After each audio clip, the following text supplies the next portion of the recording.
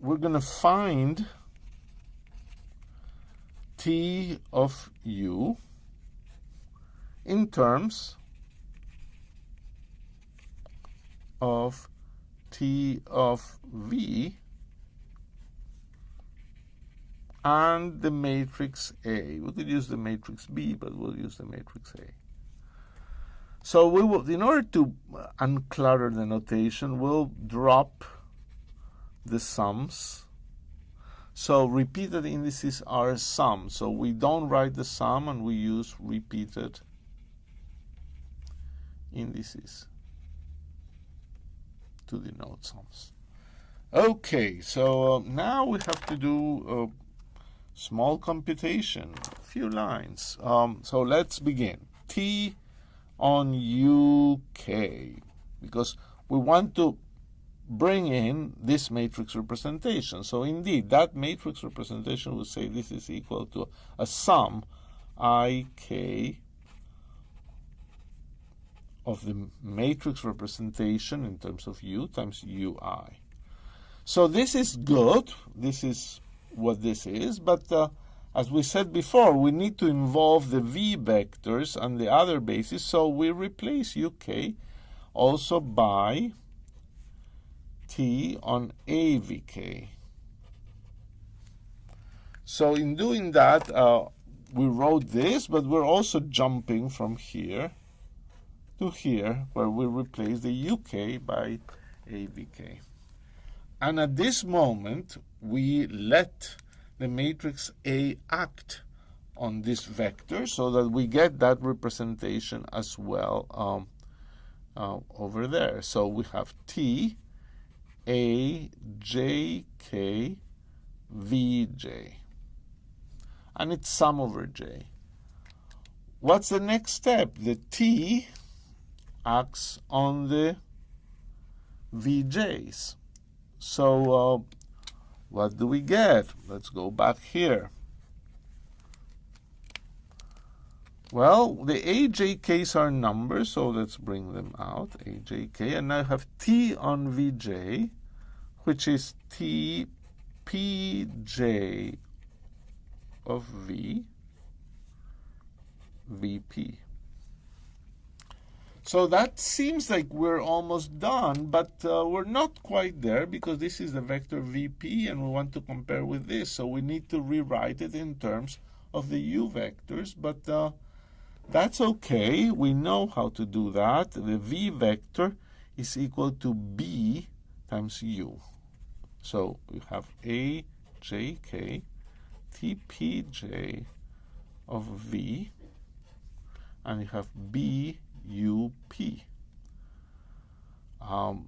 The operator B acting on UP gives you the vector VP. Remember, the V's go into U's by A, and the U's become V's acting by B. So use the matrix representation of B now. So you have A, J, K, T, P, J of V, B, I, P, U, I. Now, we're almost there because you have the U here and the U there, and it's we put the right subscript here to be able to do the identification nicely. So the only thing that is left is to write everything in terms of A's. But BIP, remember, B is the inverse matrix of A. So BIP can be written as A inverse IP. B is A inverse. So I just changed B for A inverse, left every index the same.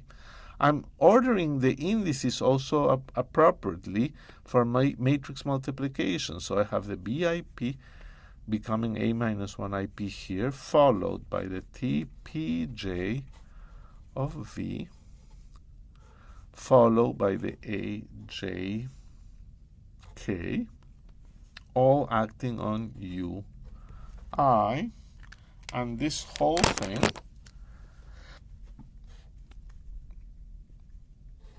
something you should pay attention to, because that whole thing is nothing else than the matrix A minus 1 multiplied by the matrix T of V multiplied by the matrix A and the ik element times ui. So finally, we can compare this expression, the Tij of u times ui, with this times the ui. So these two numbers multiplying the ui's must be the same. So we've learned, therefore, the main result. Therefore,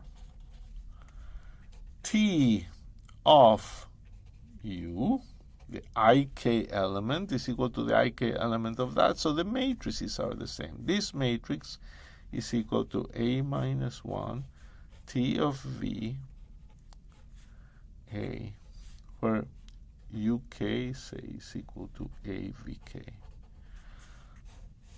So this answers the question we aim to answer. The matrix representation in the U basis is obtained by conjugation with the matrix A. That operation of multiplying with the inverse to the left and the matrix to the right is called conjugation of the original representation. So it's a very neat and simple answer.